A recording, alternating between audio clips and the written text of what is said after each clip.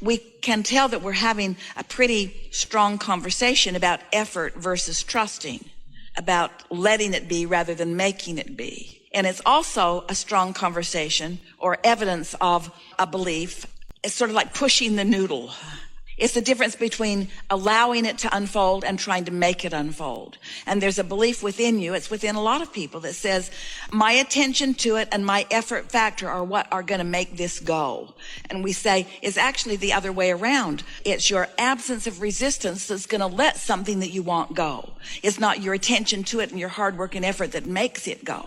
And people don't get that because there is a certain action factor that does make the difference. In other words, you could line people up with something to move from one place to another, and a strong person could pick it up and move it faster than a weaker person. Someone more determined is going to move that physical thing further. But that's not the game you play in. You're playing in a game of higher stakes with faster currents and energies and bigger repercussions and bigger results than just moving something from one place to another.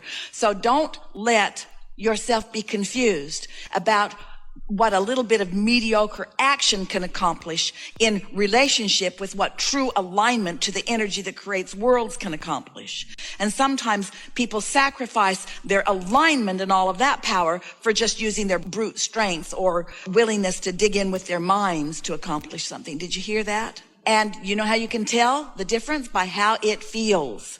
If it feels hard, it isn't working. If it feels hard, you're working. It isn't working. Allowing the universe to provide is really what you're wanting to have at the basis of all of this. You're thinking things into being. You're not doing things into being. You're finding a vibration that then allows a thought. And when you receive the thought, which inspires an action, that's a whole other thing than making something happen by realizing that you've got to dig in and make it happen. Can you feel the difference? You're not in a unfun way looking around for the right vehicle, and when you find it you feel fun. You get fun, find a vehicle, and your fun makes it right. Have fun with it or let it go. Have fun with him or let him go. Have fun with her or let her go. Have fun with it or let it go. Yeah. Meaning person, place, thing, idea, whatever it is. Have fun with it or let it go. As long as you're having fun with it, then the momentum is positive and it will get better and better. If you're not having a good time with it, then it's evoking effort from you. And then the effort just makes you tired and keeps you from having fun. Yeah. It would be like saying, I've lived enough life to know what I want relative to, let's say, a relationship. Just stay with us for a moment. And I don't currently have that dominant, significant relationship that I want. But I've lived enough life and I've put it into the vortex. So now I'm going to trust the universe to yield it to me through my path of least resistance. And then you get an idea. I'm going to do online dating. Well, you want to ask yourself, where did that idea come from? Did it come from here or did it come from here? Is it effort? Is it logic and statistics, or was it truly an inspired thought? Or I'm wanting to create a magnificent business enterprise, and I put all of my desires and interests into my vortex, and then I get an idea. Well, did the idea come from alignment, or is it an action-oriented idea that I've tried before? You have to play with this a little bit before you know the difference. Just have to play with it for a while. And soon you'll be able to tell the difference about where the impulse is coming from the receiving mode of my connection with Source, or from the receiving mode of me just being tired of not having what I want. You're always in some receiving mode because your tuner is always on.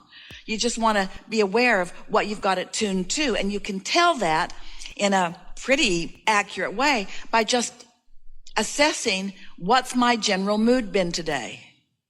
If I've been just sort of awkward in my being and ornery and disappointed about life and discouraged and halfway depressed, it's a pretty good sign that every idea you got came from here, not here. What's my mood? And if that's been your mood, then when you go to bed tonight, say, I'm going to leave these thoughts and these moods somewhere else, because while I sleep, the momentum of all of that will subside. And when I awaken, I'm going to be in a new place. And then when you wake up, acknowledge that you're in a new place. And if you can find time to meditate for 15 minutes, and we know you can, quiet your mind and reset yourself, and then notice how this day plays out. We've been talking about meditation with you all a lot today, and we know that these are only words to you until you've actually quieted your mind and gotten to that place where you are actually feeling detached from your body and where you can actually feel yourself feeling different than you have felt in terms of consciousness, and where you're detached enough that you really can't tell your toe from your nose. In other words, you can feel that you're in that different space, and then an idea occurs to you and feels good when it occurs, and then produces really good experience as you follow through with it. Until you've actually had that experience, then you don't know what we're talking about here. You haven't personally and consciously accessed the energy that creates worlds for your personal creation. And so Esther's been noticing there are a couple of people in her life that she really likes a lot and thinks a lot about, and they are often presenting to her a conundrum that they can't quite work through. And she's been wanting so much for them to discover the magic and the clarity and the power of meditation, but they just don't quite go there. They just don't quite go there. Someone gave her a really good analogy the other day. It's like getting in your car to go somewhere and refusing to bring your keys. So you almost got it all right. You went to the garage, you got in the vehicle, you opened the garage door, but you refused to bring your keys. So as you come into your physical bodies, it is natural for you to want to uplift. It is natural for you to want to make a difference. The message that we keep bringing to you over and over again is that you make the difference by reconnecting to this same energy, not by getting all mixed up in the variety of wants and needs that surround you. And so what happens as groups of people like you gather who are consciously aware that you are teachers to the core of your being. You call yourself healers and teachers and uplifters. In other words, these are the labels that you give to yourselves. You come, you don't mean to, it's just sort of a natural byproduct of this mindset that you gather up. You come into an attitude of service. You want to be of service to others. And we want you to understand why there are cross currents in that attitude of service, because I've come to serve others. What's the basis of it is I'm going to find my connection and I'm going to do for you what you haven't figured out how to do for yourself, which sort of flies in the face of your actual intent to come together and be uplifters. Can you feel the cross current in that? We could write 15 or 20 books. We could do it all today, in fact, about what service is and why it usually doesn't work for the one who is serving or for the one who is being served. Because when you say to someone, I do this for you because I see you can't do it for yourself, it's kind of like, oh, thanks a lot, but I'll take it anyway. You know how we were just talking about how the birds will come as non-physical messengers. And often after someone that you love makes their departure or reemerges into non-physical, and you feel that they are gone to you. And often their non-physical beingness will engage a bird or some other nice available critter to bring a message to you. And when you see that bird or that whatever it is just come and look right at you, you for a moment know that that was a message that came from your dearly departed. Sometimes you know that. It happens all the time. What you're saying to us is, I have a lot of thoughts about this one, and I'm not willing to give up all of these thoughts that I've had about this one, but I want it to respond differently to me, even though I'm pretty much thinking the same thoughts that I've always thought about it. So I'd like it to be different than it has been being, even though I want to think about it in the same way that I've been thinking about it. Yeah. And you just can't get there from there. But there is something that we want to give to you that we think might free you from this sort of mismatch of thoughts. Often, because you are born from this pure positive energy, knowing your value and wanting to get in, mix it up, and uplift. When you come into your physical bodies, you are such collective consciousness coming in that you have, oh, hear this, it will help you so much. You have a very personal relationship with so many other humans because you are this collective energy coming into so many bodies. Does that make sense to you?